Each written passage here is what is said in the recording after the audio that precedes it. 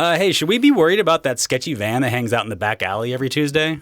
Oh, that? Don't worry about that. It's just my spray guys. Wait, you have spray guys? Yeah, for my hairspray. It was outlawed in the 90s, so I have to import it from Eastern Europe right on the black market, you know. You have spray guys?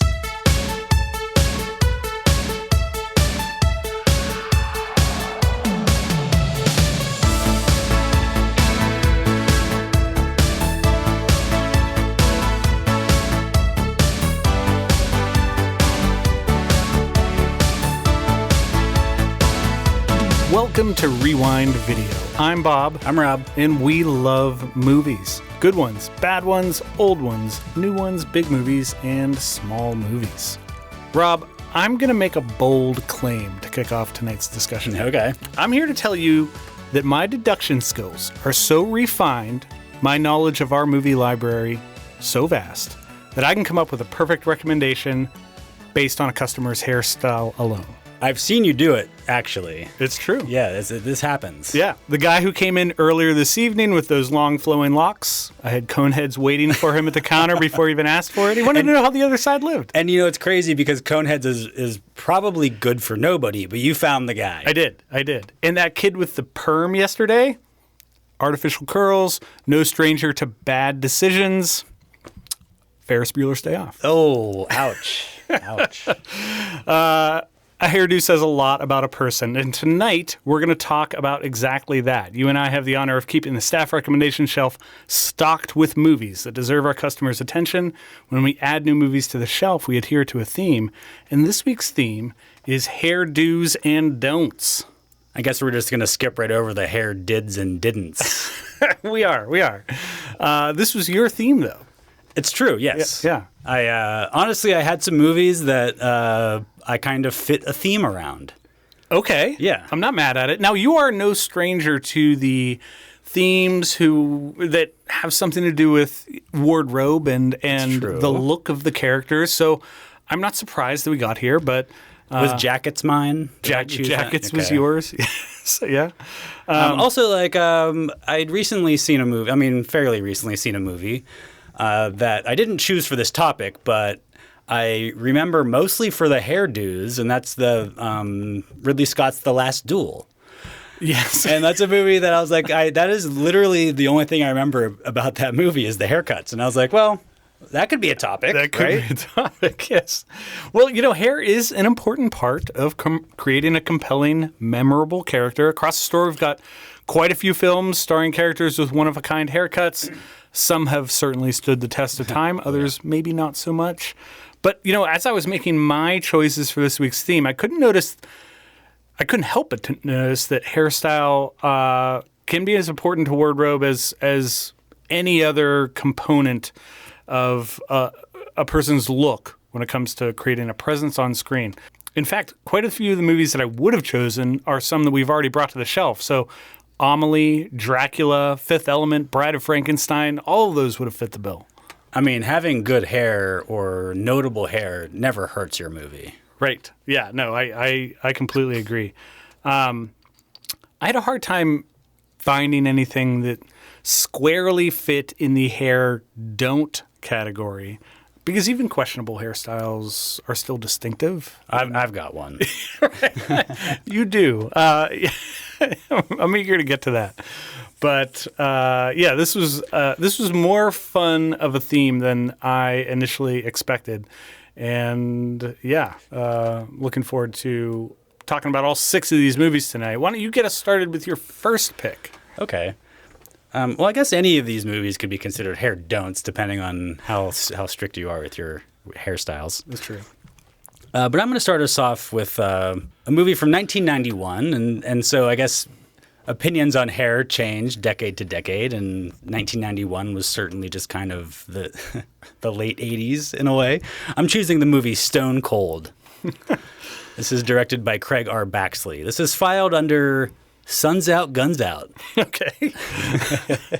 One of our bigger sections. Yeah. Yeah. We have a lot of customers that wear tank tops into the store. Right. Here's the back of the box. Joe Huff is a tough loner cop with a flair for infiltrating dangerous biker gangs. The FBI blackmailed Joe into an undercover operation that entails infiltrating the Brotherhood, a powerful Mississippi biker gang linked in the murder of government officials as well as dealing drugs with the mafia. Tagline, a cop who enforces his own brand of justice. Apt description? Apt. It's also generic, very generic. Yeah. Now, this is a balls-to-the-wall, mid-budget action movie starring former football player Brian the Boz Bosworth. And directed by Baxley, who is the director of Action Jackson. Oh, wow. I hope that's the only other time that we talk about Action Jackson tonight. You know what? It's not going to be the only time. Baxley actually wasn't the original director. The original director was fired for personal issues, according to the Boz. But so when Baxley came on, they got Bosworth's character's backstory just entirely removed it from the movie for whatever reason. Well, it's definitely not there. They had already shot it. And then Baxley came in and was like, well, we're just not going to give his character a backstory. So, and it shows. I mean, it's not in the movie. No. This movie bombed. So the Boz actually didn't get another chance to star in a movie until 1995, and it was One Tough Bastard. Oh. And that was a movie that was directed by Kurt Wimmer, who was the writer of Law Abiding Citizen, which we've talked about recently. Wow. But more importantly, that movie galore. co-starred MC Hammer. MC Hammer and Brian Bosworth. So I'm going to have to find a reason to watch that. It's on my watch list. You might have just given it to me with MC Hammer. I believe that's in the Suns Out, Guns Out section also. Yeah. So this has a known pedigree, and for the most part, you can tell what you're in for. You forgot to mention that Lance Henriksen is in this. Oh, Lance Henriksen? Oh, absolutely. He's great. Like, how can you not watch a movie that Lance Henriksen is in? He's phenomenal. Yeah, he has his whole section to himself. He does. But to me, this is really peak dickhead cinema. It puts the crotch front and center more than any movie I've ever seen. I agree. There's a lot of tight jeans and leather vests, bare chests. Yeah. Tough guys being tough guys, riding Harleys. See Boz and his skivvies? Yeah. Oh, yeah, totally. Most of the guys in the movie have mullets, which is the style at the time, and they're bikers. Just like in Action Jackson, the Boz tackles a moving car. So I guess that's Baxley's signature move. Yeah. He was a stuntman. And so the action and the stunts are like pretty awesome. Everything gets broken. Everything in the movie gets broken. The last 20 minutes are like the grand finale of a fireworks show. Yes. It's just shit is constantly blowing up, and every stunt you've ever heard of, they're doing a version of in that part of the movie. Yeah. So this is just exactly what it is. Exactly what it is. It's a big hunky dude fights biker Nazis, and shit blows up. Yes. You might be getting to this, but I couldn't help but to notice that everyone in this movie is bad at what they do. Bosworth is bad at being a cop. The biker gang is bad at all of their criminal activity. The FBI wants to kind of pull Bosworth off the case at some point in this movie, and mostly because they don't think he's getting the job done. And they're right. Well, do you remember what I said about Action Jackson was that it takes a certain kind of incompetence to make art that's that pure? I think what this movie is doing is taking that and turning it into like a metatextual element of the movie. It's like, well, yeah, all the characters are bad at their jobs too. Nobody's good at what they do. Yeah, everybody's, right off the bat, right at the beginning of the movie, they're trying to show how dumb the bikers are, and they have a guy like with a beer bottle on his head or something, and there's somebody shooting a gun at his head. Right? And you think and the point of the scene is like, this guy's so dumb for having a bottle on his head and basically standing there for target practice. But there's like 50 dudes standing behind him. And and including like for machine gun fire. It's like, that's not where you stand for this, No. But like, it's never addressed. It doesn't seem to be a problem. This is just what they do. Yep. And so everybody in this movie is just a complete fucking idiot, which is kind of why it's awesome. But also Baxley is like not good at conveying a plot. He has no skills in that area. Action Jackson suffered from a similar thing. This is like a big dumb action movie. And like big dumb action movies, you can kind of tell what's going on without listening. Right. But if you actually like listen to the movie, it just makes it more confusing. Like anytime anyone's like explaining the plot or like what's happening or trying to like convey some sort of characterization, it's just like snooze. Like what do they do? Like what is going on here? Yeah. So yeah, he's got a skill set, but like telling a plot isn't necessarily part of that skill set. No, and isn't this biker gang? I mean, it doesn't help that it's a little bit of a head scratcher what they're out to do. Like they're killing priests and judges. I think they killed the entire Mississippi State Supreme Court. I think they're just involved in drugs. Yeah. I mean, we call them Nazis, but like they're not real. They just have like swastikas and Confederate flags, but like they're not like They don't do any. Like they have no real agenda. It seems like right. They just want to get fucked up and ride bikes around and kill politicians while like in the background they're selling drugs. I think. Yeah. Now, on to hairdos or don'ts. Brian Bosworth, his career was largely defined by his hairdo. Yeah, even as a football player. He was, I mean, especially as a football player. I mean, that's basically what he got famous for doing at Oklahoma. And then he played, like 2 or 3 years in the NFL. But in college, he was one of the best players in the country. He was known for wild behavior and like this take no prisoners attitude on the field. But the reason he was a star was his dickhead haircut. He had like the bleach blonde hair and the spikes and the shaved sides, which, people didn't do back then. No. That was like a crazy thing to do. Yeah. But it made him instantly recognizable. I mean, think about this. How many linebackers from the 80s and 90s would you recognize without when they were not in uniform? Not many. Pretty much him and like, I don't know, I can't think of any others, but like you knew who he was, and I think he had earrings too, which was like a thing. He owned his style. And still to this day, he's defined by it. Yeah. Which is impressive. Yeah. In Stone Cold, it's a little bit more conservative, He's got like the bleach blonde biker mullet, but it's still like definitely the Boz. Like there's no doubt it's the Boz. 100%. So I don't know if there's too many people that are more defined by their haircut than this guy. I can't think of many, although it's not the only remarkable haircut. I mean, you mentioned it. There's mullets are long hair. Yeah, it's prevalent in this movie. But yeah, Stone Cold, in my opinion, it rules. It was fun. It was a good time. I enjoyed it. Shit explodes, dudes fight each other. Yeah. A bunch of fascist bikers get fucked up. I mean, the cast is fun. I mean, Bosworth isn't that bad. He's not a good actor, but like he's doing exactly what he needs to do in this. Exactly. Yeah. I enjoyed him, and it's a certain type of action. I found myself wondering if this movie was trying to be funny at all when it was made, but right. I think it has just kind of become a little farcical over time. Yeah. Now that I mean, it's definitely inadvertently funny. Yeah. I don't get the impression that the filmmakers here like were in on the joke. No, but they do. I mean, then you've got characters with names like Mudfish and Tool and Gut and Chains and Nancy. Yeah.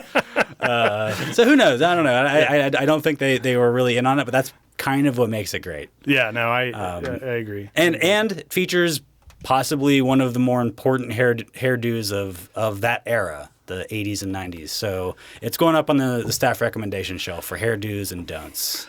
I couldn't help but to wonder, as I was watching this, if movies like this that are not mainstream, not getting a theatrical release, maybe this did get a theatrical release, but it has the vibe of a movie that didn't. If action movies like that are still getting made today, I don't know. You know what? I think that's a lot of like the foreign market stuff. Mm-hmm. The type of things that like Steven Seagal does or Bruce Willis was doing a lot of towards the end that's fair. Of his career. Nick Cage made a huge career out of that stuff. Sure so I did. think there's a lot of those kinds of things. We just don't necessarily hear about them. They'll like pop up on Netflix or one of those types of places, or we'll get a random copy here at the store. Mm-hmm. And you're like, what? Like, what? Like a Nicolas Cage movie from 6 months ago? How did I not hear of this? How did this happen? Yeah. Mel Gibson was doing a lot of these. Yeah, exactly. Yeah. Okay, that's fair. Well, fun first choice and a bold entry into hair do's and don'ts. It's the hair here is phenomenal. Yeah, the hair. I mean, if you're looking to watch a movie just for the hair, you could do a lot worse than Stone Cold. I agree. Well, I'm staying around this time period with my first choice. In fact, this is the newest movie that I'm bringing to the shelf tonight, and it comes from 1993. I pulled this from the freezer section of the store, and it is Demolition Man. Nice. Demolition Man. So let me give you the back of the box. With innocent victims caught in the crossfire in Los Angeles' intensifying war on crime, both cop John Spartan and violent thug Simon Pierce are sentenced to a state of frozen incarceration known as cryo prison. When Spartan is finally thawed 36 years later, it's 2032, and Los Angeles is now a pacifist utopia called San Angeles. But with Phoenix again on the loose, Spartan must team up with future cop Lenina to apprehend the killer. Tagline: the 21st century's most dangerous cop, the 21st century's most ruthless criminal. Yeah. Words. Yeah. Here are two things that are in the movie. Right. Well, that was my first question: is Simon Phoenix really the 21st century's most ruthless criminal? I don't know. Well, he is, right? Because in the 21st century, everyone's a pussy. Right. But then again, you have to wonder, is that just in Los Angeles? Or That's true. They never really talk everywhere? about what's happening outside of Los Angeles. Right. San Angeles. Yeah. Right. So, yeah, uncertain whether... What's that all about? It's like, obviously, San Diego and Los Angeles have merged. That's what it seems like. But, like, the villain is Phoenix? Like, what's going on? Yeah, some geographic confusion. So, yeah, uncertain whether Simon Phoenix is the most ruthless criminal, but he's definitely got a badass hairdo. That's one thing we can say for sure.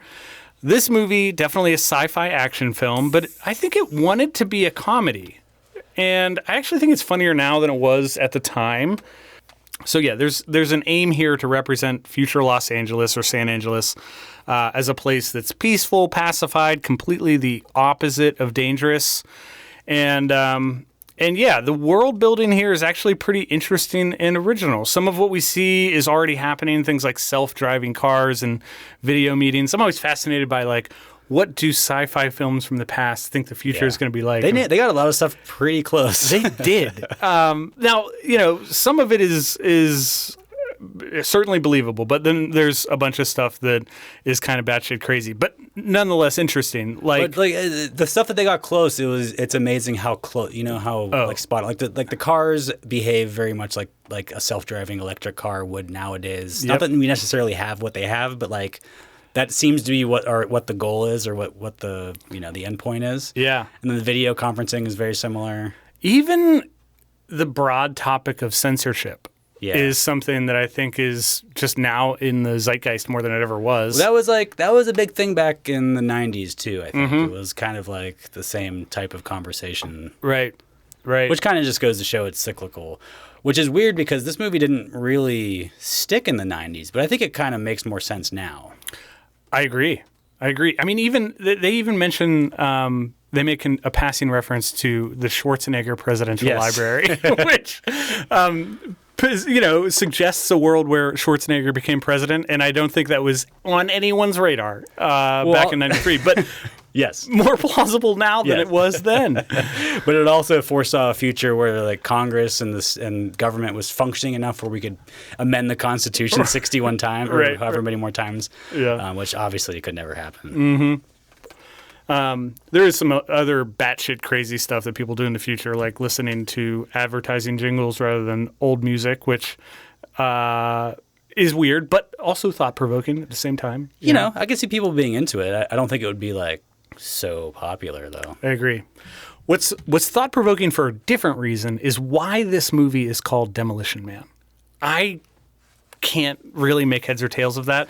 Well, that's Sylvester Stallone. That's what they call Sylvester Stallone's character because he blew some shit up. Yeah. And even if that's true, which, he, at a time, and for the first like 20 minutes of the movie, I guess he has that reputation, it definitely doesn't seem like an accurate depiction of like what we're getting as a whole movie here. No, that's just the beginning of the movie. Right. Yeah. Which, by the way, that explosion is fucking sweet. Oh, it's a great explosion. Yeah. They blow that building the fuck up. Yeah, this felt to me like a movie where the title and the poster came before the actual Was this based script. on a comic book?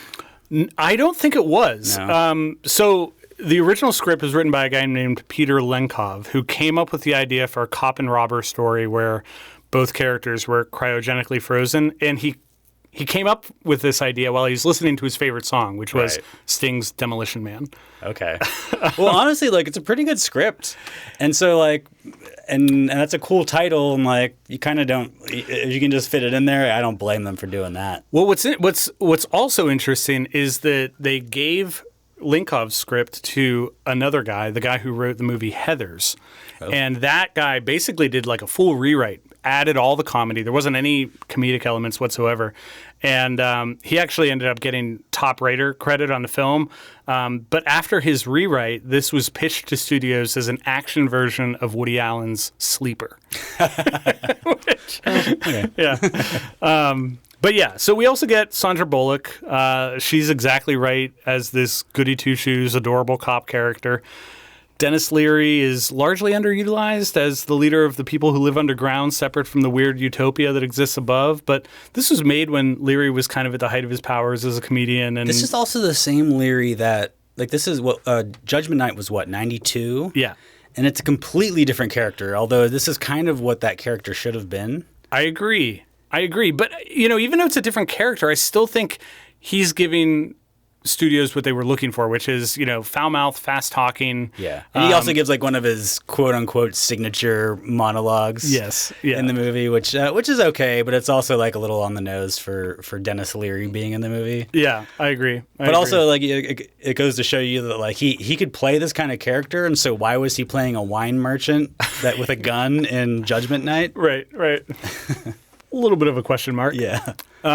Well, this was directed by a guy named Marco Brambilla, and he's only directed 2 features. This and a movie called Excess Baggage with Alicia Silverstone, Benicio del Toro, and Christopher Walken. Yeah. Prior to Demolition Man, the only thing that he had directed was a music video for CNC Music Factory. Was it the big one? No! Oh.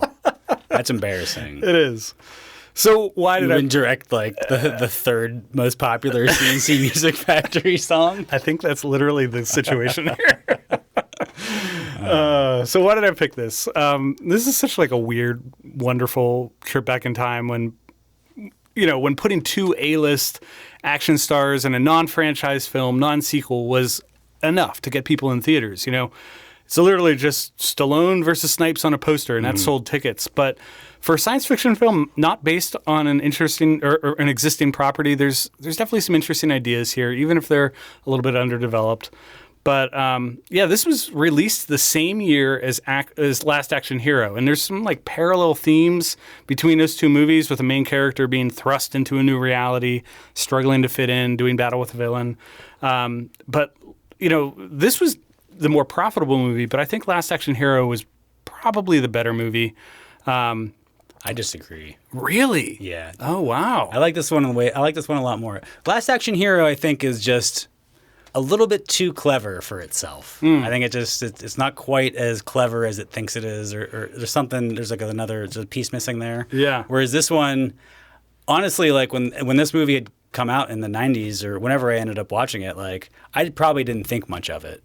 Right. Yeah, I agree. But going back to it, I think it works a lot more nowadays. I think it works really well. I watched Last Action Hero not that long ago. Okay. Didn't really hold up to me. Interesting. Now, it's been a while since I've seen Last I know Action a lot Hero. of people disagree with that. So Well, I mean, hey. I've gotten in many conversations here at the counter. It gets heated. Fascinating.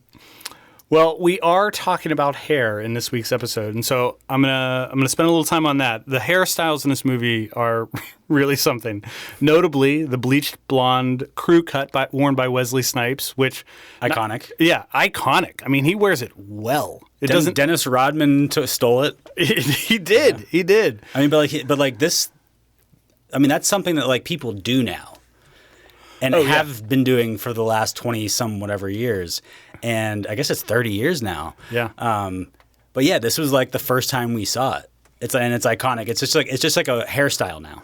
I mean, everything about Wesley Snipes' character. He's so good. He is so good. And this is the third time we've talked about Snipes? Yeah. He's a friend of the show, Wesley Snipes. Yeah. Big fan. But yeah, it's not just his hair. He's got those overalls and the orange tank top that he wears underneath. Like, you could pluck him out of this movie and put him into something that was made in 2023, and it wouldn't look weird. Yeah. Like, I mean, you could put him in Euphoria and he'd be a character. Yeah. Exactly. Yeah, the hairdo, though, I think is the icing on the cake. But in Demolition Man, everyone in the future has a hairstyle that is unexpected. In fact, they're pretty much just like dorky hairstyles to denote their dorky way of life. Sandra Bullock's hairstyle is pretty much just Sandra Bullock, though, right? Sandra, but like she's kind of like got the dorky hairstyle anyway. Yeah, and that was like her thing. Like that was back in the early 90s when you had to pretend like people like Sandra Bullock weren't hot. Right. For some reason, because she had brown hair. And so you'd be like, well, she's not, we have to pretend she's not attractive. And so, so here's this dorky haircut. Her dorky haircut. Right. But there's a lot of strange things. I love movies Benjamin Bratt, super dorky haircut. Oh, super dorky. And then the guy who's like the assistant to the mayor or whomever with the weird, like, shaved sides halfway up above his ears. Everything is. Did you see who else was in this movie? Andre Gregory, from My Dinner with Andre. He was the warden at the prison. He was. Yeah. Yes, that's right.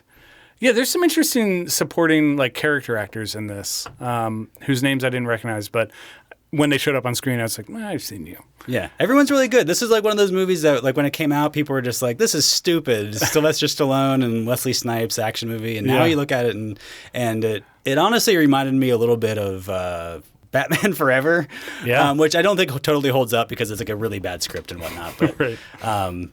Like the point of view of these movies seemed like really askew at the time. I agree. And now are like, okay, now I see what they were going for 30 years later. Yep. Yeah, totally agree.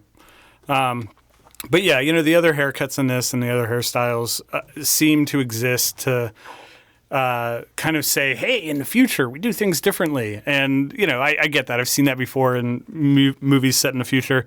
Whatever, it works. It's fun to look at. Yeah. It's a dorky future. It is a dorky future.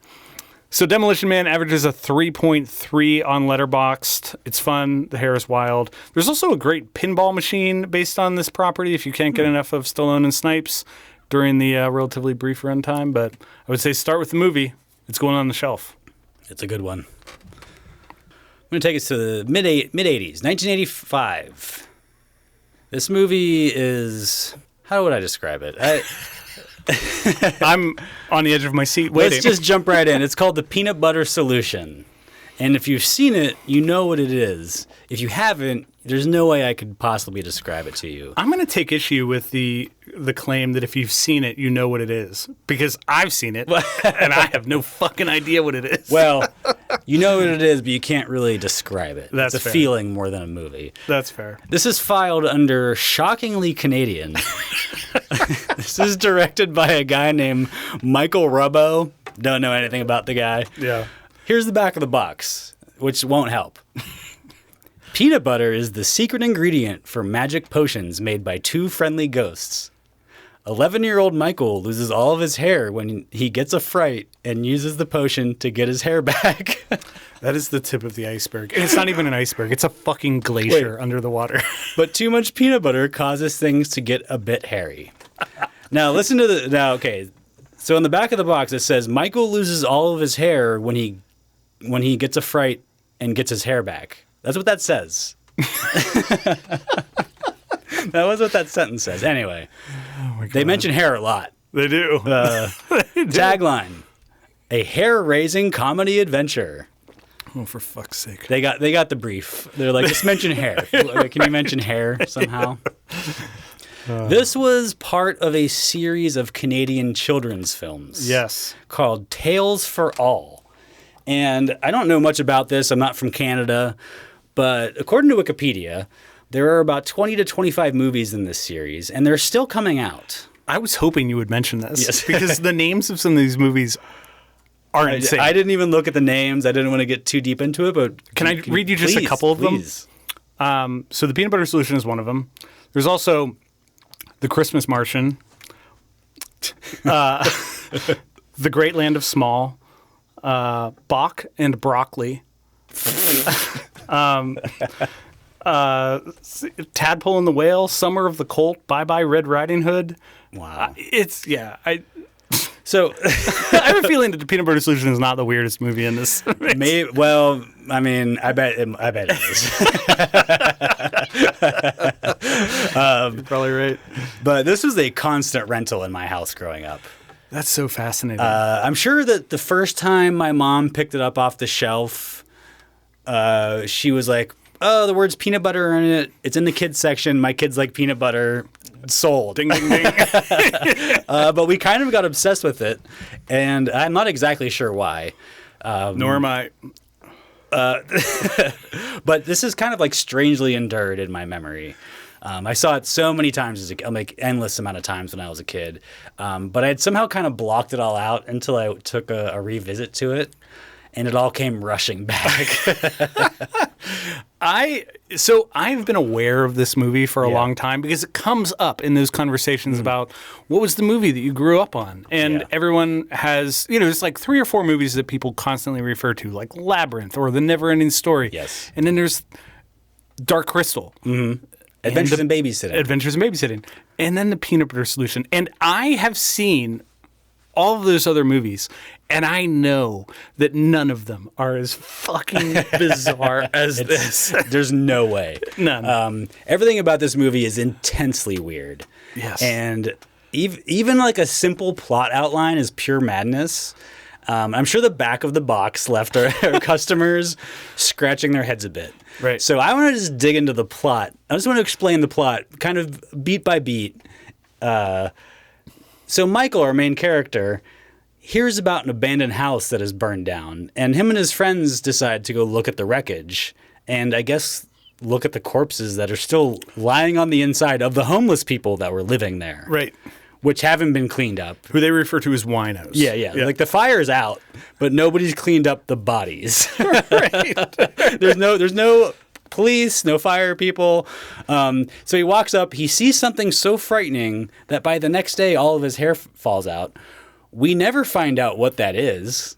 No. We assume it's like the dead bodies or whatever, but like that's not how that works. No. So then a few days later, when it's clear his hair's not coming back, ghosts show up to his house to give him a potion that will grow his hair back, and the main ingredient is peanut butter. And so are these the same like homeless people that died in the house? I think so, but I'm not sure. And this isn't even the beginning. This isn't even the beginning of the first weirdness. like 10 minutes of the movie. Yeah. So like the next day, so they give him this potion. He mixes it up. He puts in too much peanut butter, but the next day his hair has grown back. Right. Right. And it's growing at an unbelievable pace. Yeah. So ghosts have given him a recipe for a hair formula, and now it's growing back super fast, like at a couple feet per hour. Right. An alarming pace. An alarming pace. And then, like, without a lot of setup, his former art teacher kidnaps him and a bunch of other kids from his school kind of randomly. That's, like, kind of mentioned offhandedly. Right. Including, like, his friend, Connie, I think his name is. Connie. Is, like, hanging out of the house, and he's, like, talking to the dude's sister, and she's like, yeah, like, we got to find my brother. And he's like, well, my sister got kidnapped too. And she's like, yeah. And it's kind of like, let it sit there like, oh yeah, I heard that. But we got to find my brother. Are you going to mention why they were kidnapped? Well, he uses them for child labor To make paintbrushes out of the hair. Yes. And so, but then we find out those paintbrushes are magic. Right. And then, I don't want to spoil anything, but that's when things get really weird. So, like, that's the kind of movie we're talking about here. Yeah. And this, to me, I'd never thought this before, obviously, but to me, this was almost a children's giallo movie. You know, there's not a lot of violence or blood, but there is a lot of horror and thriller elements. Our characters are presented with this like mysterious crime that directly affects them. The police aren't any help, so they have to investigate themselves, and then they put themselves in further danger by doing so. And that danger is like real. Like there's this maniac who's kidnapping people. Like sexual abuse isn't like explicit in this movie, but it's kind of implied. It's threatened. I mean, and then everything, like just like a Giallo movie, it's just a little bit off, like a foreign movie would be, because it's not American, and it's not only is it Canadian, it's French Canadian. So this is a movie that gives off like genuinely horrifying vibes. Yeah. And but most importantly, this movie is filled with hair don'ts. There is no hair do's in this movie. It's all hair don'ts. Don't number 1. Don't deviate from your magical hair potions recipe. Don't deviate from any magical potions recipe. Yes. I mean, those were developed over years. Right. Possibly decades. So, like, keep the recommended portions. And always, like, first of all, like, I know this as a cook, like, learn the recipe first and then make it your own. Learn what you're doing. Yes. You know, find out why they told you not to put in too much peanut butter. Right. Also, don't put hair growth formula on your crotch when you're a young man. That's a problem that will definitely solve itself. Yeah. Nobody's ever had an issue with not enough pubic hair. Like maybe that's not true, but like I can't imagine a human on Earth having not enough pubic hair. Also, don't make paintbrushes out of human hair. For one, it's gross. We agree. Right. Also, they look like terrible paintbrushes. They do look like terrible paintbrushes. Like I guess it's possible to use human hair to make good paintbrushes, but these are shitty ass paintbrushes. Yeah. It's like curled up. It's like it's curly hair and it's like 4 inches long. It's like, that ain't a paintbrush, bro. Right. And then absolutely don't wear a jacket made of human hair. What the fuck is going on? Like, nobody stopped this guy on the street and was like, hey, buddy, what the fuck is this? And explain to me where it came from. Maybe I'm jumping ahead, but I'm worried that we might need to change the name of the shelf from the staff recommendation shelf to something else. I recommend this movie. I was definitely having some moments when I was like, oh, geez, like, what the fuck is this? But it just like was so weird, and it never stopped being so weird that it was undeniable to me. I had to give into it. Yeah. I mean, if the description of the first 2 acts struck you as strange, stick around for the end of the movie. But yeah, to me, this whole movie is late night childhood psychosis come to life.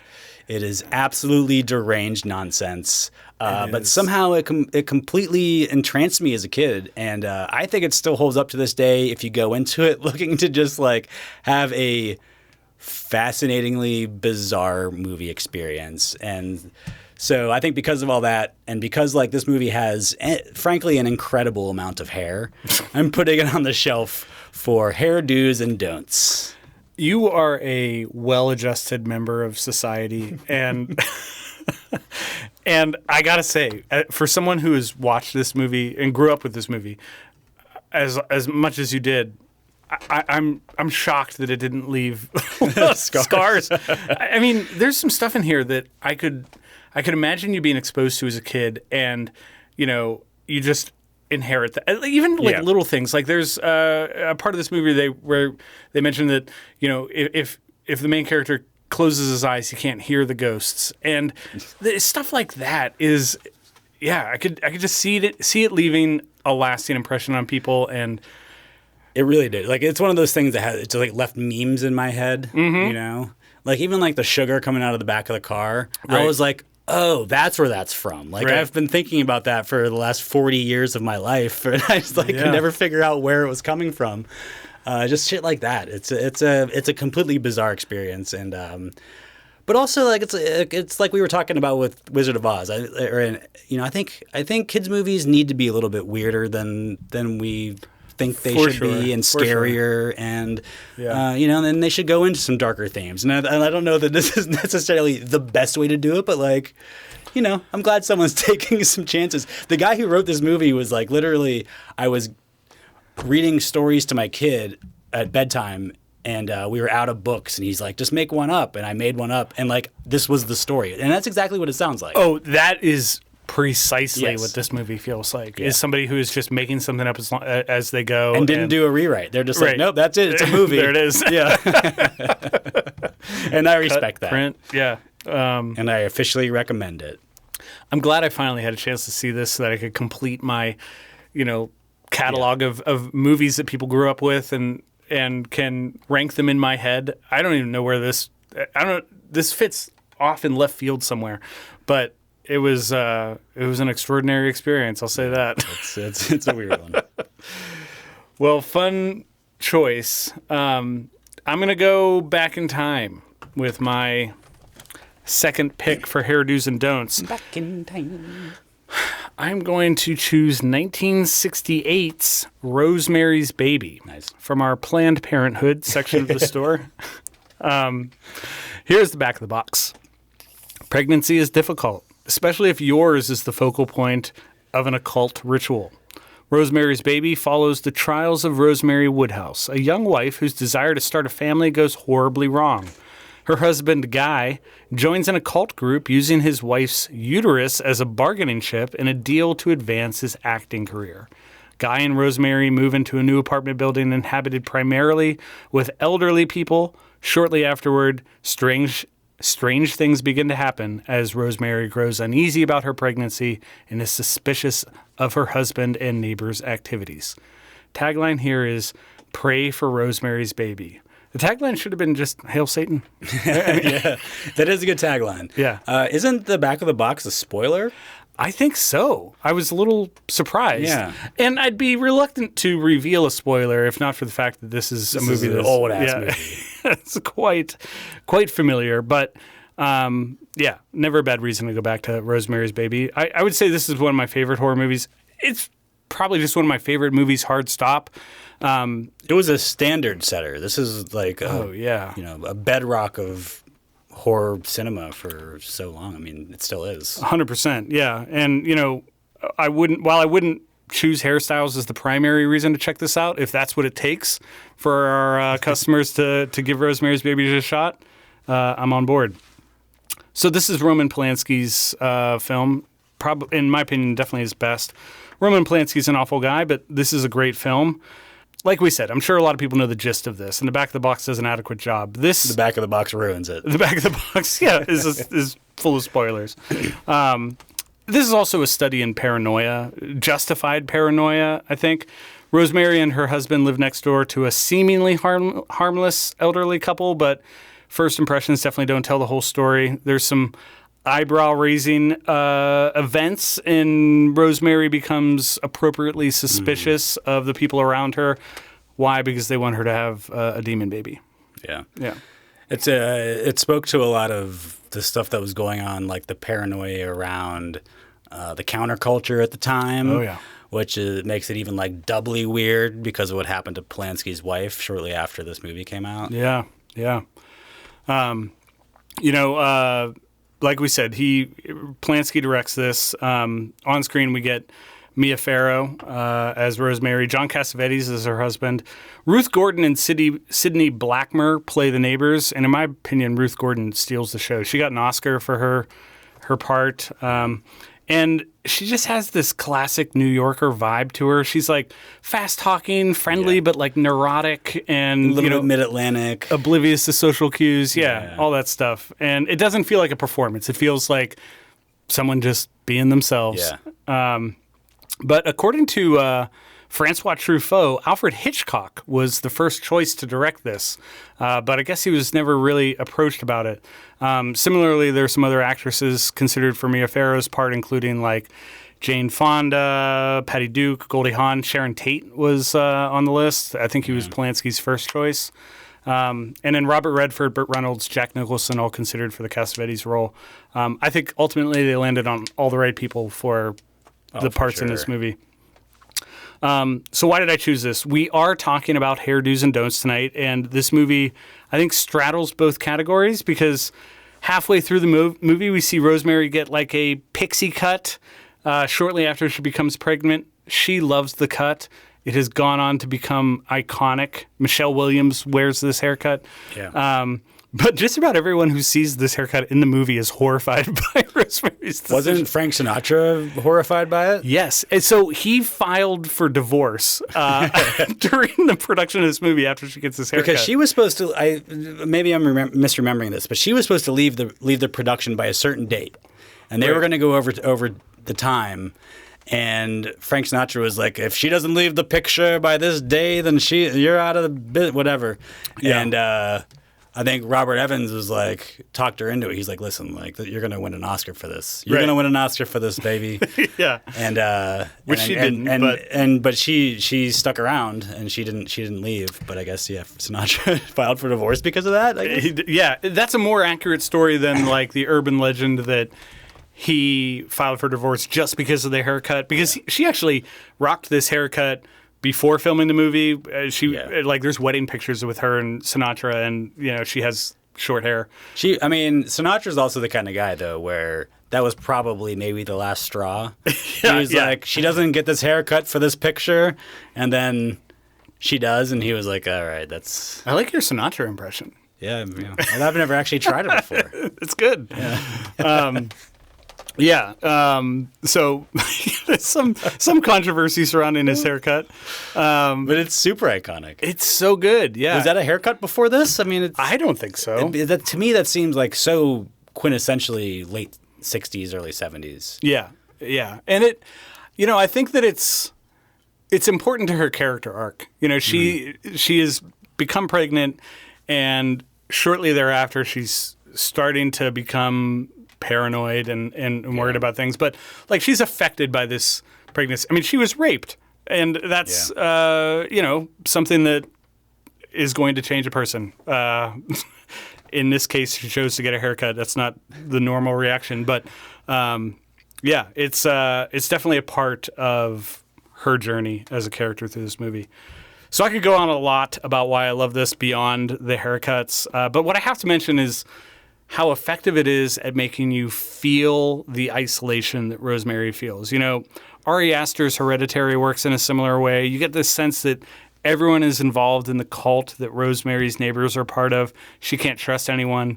And you as an audience, you feel that. And I love that. And you don't know, unless you've read the back of the box, you don't know who she, you don't know if she is being imagining things. Mm-hmm. You don't know if she is, being paranoid. Right. So to have it revealed at the end or, before you start the movie by reading the back of the box, that's a big moment. Yeah, it is. It really is. This movie and Mia Farrow's haircut have gone on to become classics. Rosemary's Baby averages a 4.2 on Letterboxd. One of the reviews that caught my attention was by the user Ryan Godsling, where he says, ironic that a movie about a woman horrified that she has no control of her own body was made by Roman Polanski. Wrong use of the word ironic, but the insight is spot on. So I'm putting this on the shelf. It's got a haircut that is, one of a kind and classic in every way. It's a classic for a reason. Yeah. Up to and including haircuts. Indeed. I'm going to take us to the new release shelf. All right. This movie is from 2023. It's directed by Ben Affleck. It's called Air. Filed under light and breezy drama. Oh, I like that. Back of the box. Discover the game-changing partnership between a then-undiscovered Michael Jordan and Nike's fledgling basketball division, which revolutionized the world of sports and culture with the Air Jordan brand. Undiscovered is not true. Undiscovered. He was the third pick in the NBA draft. These fucking writers who are behind the back of the box. Who are writing these? Yeah. Okay, tagline. Some icons are meant to fly. Good. That's good. Yeah. B plus, maybe? You got to have the good ones for the great ones to exist. Yeah. That one's good. Yeah. This is one of the spate of recent product as a history of a product as a movie. Yep. There's Tetris. There's BlackBerry. Yep. I'm sure there's some other ones that I'm not thinking of. But this isn't a story about Michael Jordan. This is a story about the Air Jordan, the shoe. Yeah.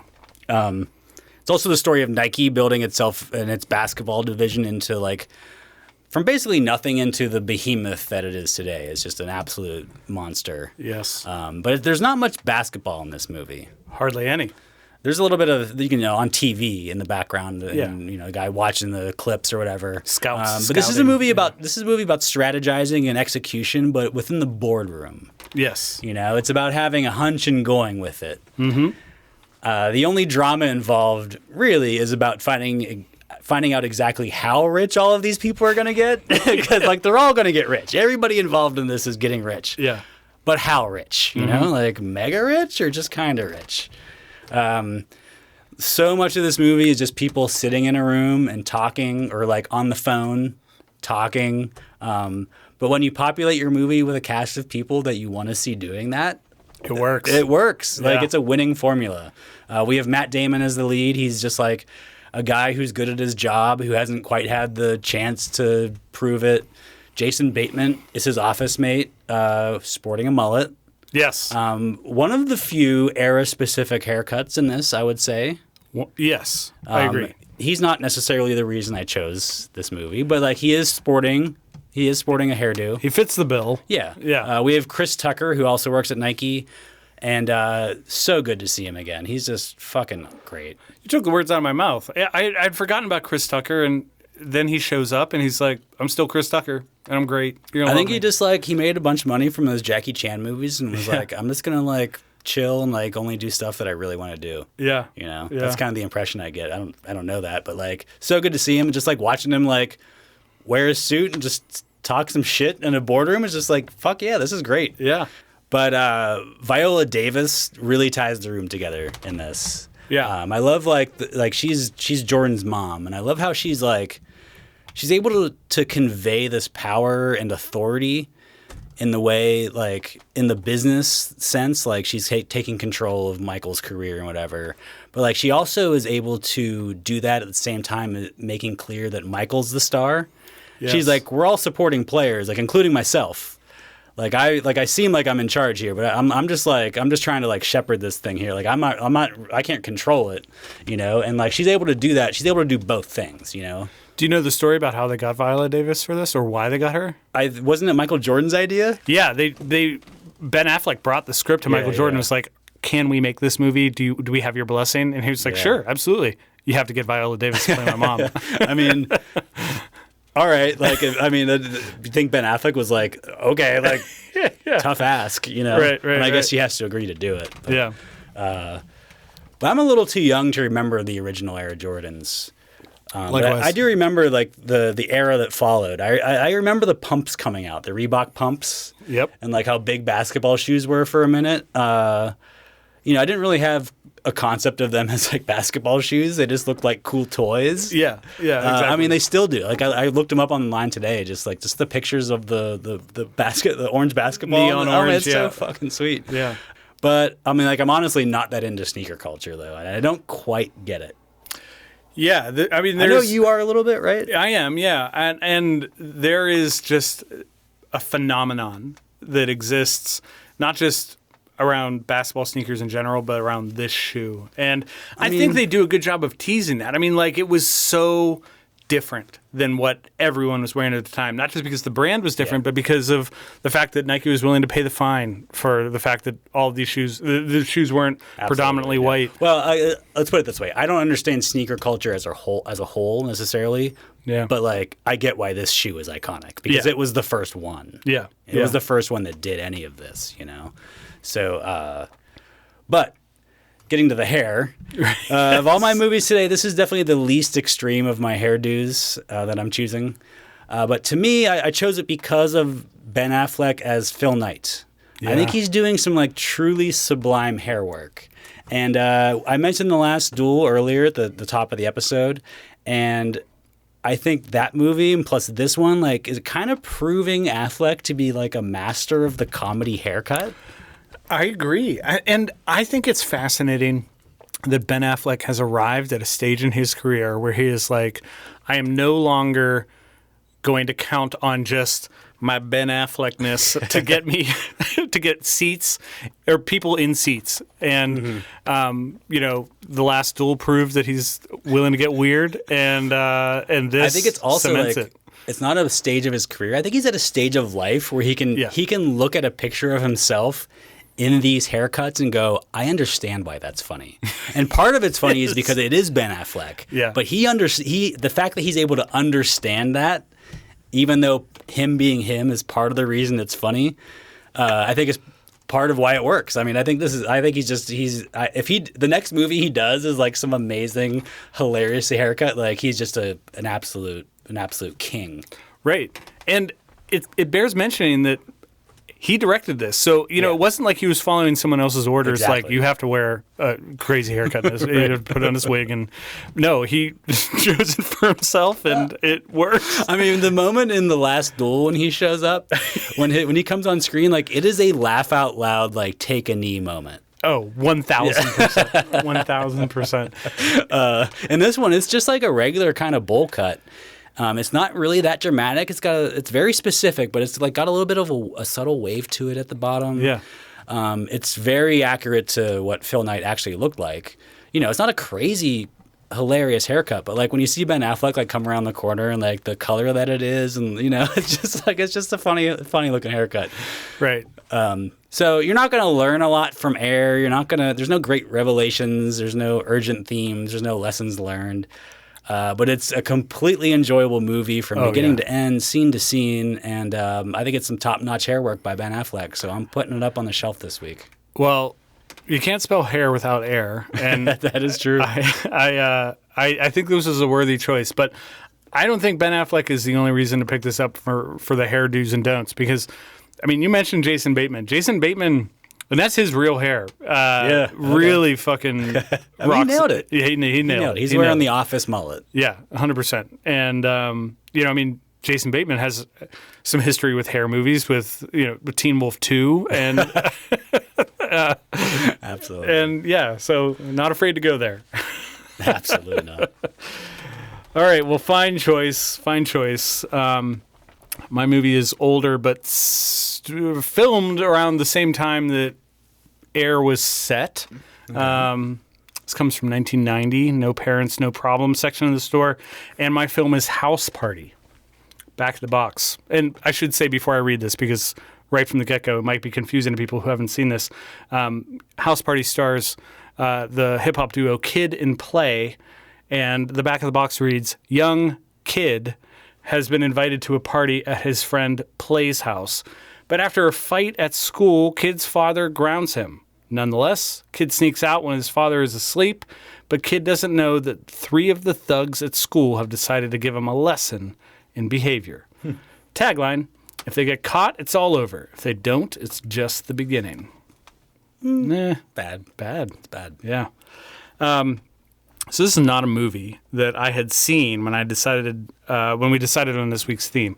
But it was one of the first movies that came to mind, mostly because I was already familiar with the duo Kid and Play. I knew about this movie, and Kid and Play's reputation is largely connected to Kid's trademark hairstyle, which is a 7-inch vertical fade that defies the laws of gravity and style norms of the era. His head is shaved around it, and it just goes straight up. I've said before that 1991 was the year that I came online, and anything that happened before that, like I don't remember it, and I wasn't current with it. Mm-hmm. So like I remember Kid and Play in this movie existing, but like I never saw this movie until you brought it to the table. Yeah. And but like it lived up to all the things that I thought it was going to be. Yeah. It's a one crazy night movie. And and Kid and Play are just as enjoyable as you would think on screen. Oh, definitely. And I'll get into that a little bit. I was relieved that this movie turned out to be fun. Super simple premise. Party is happening. One character, Kid, isn't supposed to go. He finds a way to sneak out, and hijinks ensue. So this reminds me a little bit of like a Superbad almost. Yeah. It's got some of the similar vibes. Kids like girls at school. The girls are gonna be at the party. All that stuff. It's a little bit less harsh though, especially to start, because like our main character, Kid, Kid? Yeah, he's the main. Right. He's like very nerdy. Like, you know, how would you describe him? Shy. I mean, not shy, but like he's just very like he's kind of a dork. Yeah, he's not shy. Dork is the right way to put it. He's a dork. I mean, he's got a style that he's not ashamed to rock. Yeah. It's definitely not what's trendy. You know, like he wears like oversized leather jackets and like weird pastel button-down shirts, and that's not what everyone else in school is wearing. But I feel like nowadays, 2023, if you were that guy, like if you could rap and you acted like him, like people would think you were the coolest dude in school. 1,000%. You know, but back then, back in the 80s or 90s or whatever, yeah, you were like a total dork. You're like, nobody wants to hear your rapping, nerd. Yeah, your skill wasn't enough to get you by. No. So this is exactly the type of movie you'd get from like the late 80s, early 90s. It's light, it's entertaining, brimming with personality. That's largely due to, I think, Kid and Play's reputation outside the film. They play themselves, and they're both endearing, likable characters. You want to hang out with them. Interestingly, this was written for DJ Jazzy Jeff and the Fresh Prince. They were supposed to play the role of Kid and Play. That probably would have worked too. Yeah, I think it would have. It definitely would have. It would have been great to see this movie if those guys ended up in it, but it's still great without them. Kid and Play is not a downgrade. In support, you get Martin Lawrence. He's here. The late Robin Harris plays Kid's dad. He's fucking hilarious. He's amazing. He's so good. He's so good. Everyone works. And the general premise of this film was successful enough to justify not one, not two, but 4 sequels and a remake. A remake just came out not too long ago. Yeah, I think it was spearheaded by LeBron James's production company. Okay. So why did I choose this? With a film like this, you need memorable characters at the center of the story for everyone else to orbit around. And Kid and Play deliver. Kid, especially with his unique hairstyle, is pretty magnetic. He's got his own style, as we mentioned. He owns it. There's more than one Eraserhead joke in this movie, which I did not expect. I didn't even catch that. Yeah. It's clear that Kid knows he stands out, but he's proud of who he is. And I love that about this film. Did you notice that there was an Action Jackson connection? I did not. So Chino Fats Williams is in the movie. He was in Roadhouse. I was going to say, you've mentioned him before. Yeah, he was in Roadhouse. He was in Action Jackson as like the guy who was at the the Fleabag Motel or whatever. Yeah. Is he one of the guys in prison at the end? Yeah. Yeah, He's one of the guys that's in jail. Yeah. Well, that brings up a point I wanted to make, which is there are certain elements of this movie that perhaps don't work quite as well 30 years removed. There's a fair bit of homophobic humor, for instance, but there's still a lot that works really well. There's a dance-off and a freestyle battle that take place at the party. Unfortunately, I would say there's like an average amount of homophobia for this era of movies. Yeah, you're right. You're right. So yeah, House Party, generally positive reviews here. Roger Ebert of the Sun-Times gave it 3 out of 4 stars and said he said the film was wall-to-wall with exuberant song and dance.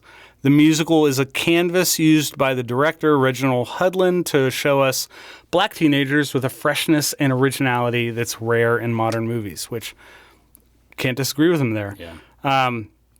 I'll mention one Letterboxd review by the user Alex Leone that opened me up to a surprising bit of trivia about House Party. He says, friendly reminder that the DP of Mulholland Drive, Lost Highway, Twin Peaks The Return, The Menu, Evil Dead 2, and Drag Me to Hell, Peter Deming shot this movie. Wow. Isn't that interesting? I did not realize that. Yeah.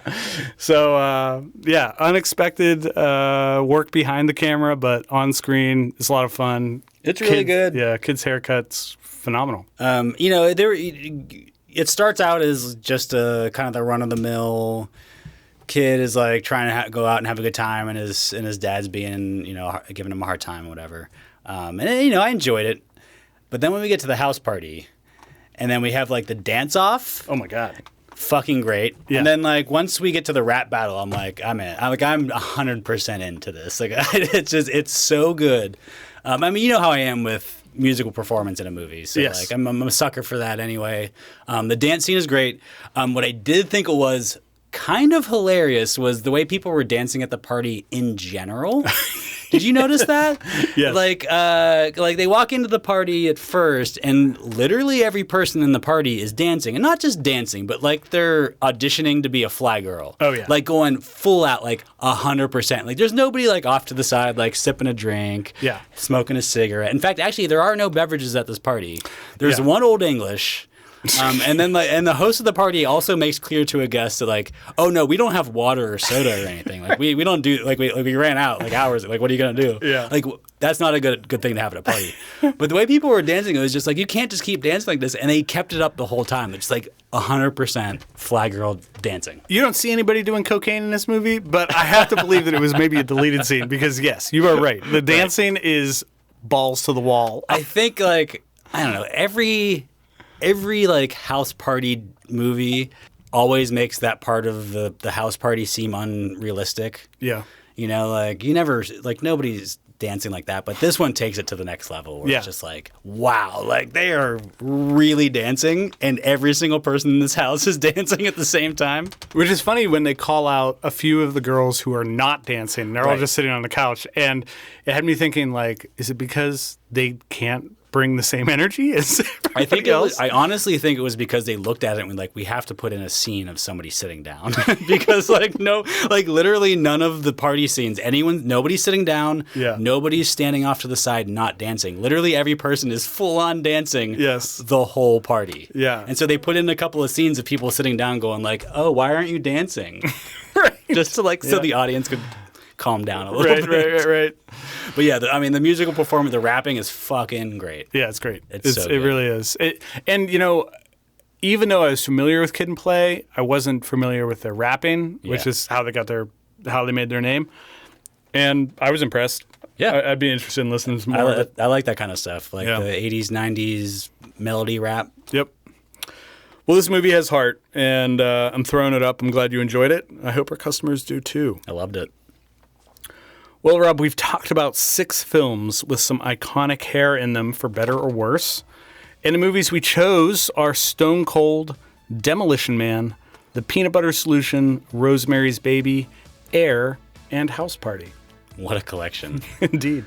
Go to rewindvideopod.com to get in touch with us here at the store. Send us your questions, comments, suggestions, or movie recommendations. We'd love to hear from you. With this week's episode in the books, it's time to begin preparing for our next theme, which is Courts of Law. Serious business. You've been summoned to listen to the next episode. We will have 6 films to recommend as always. But of course, we're also interested in what you think. So don't hesitate to hit us up on social. In the meantime, feel free to stop by the counter for a movie to watch. We will see you next time. Be kind. Recommend. Satan. Hail Satan while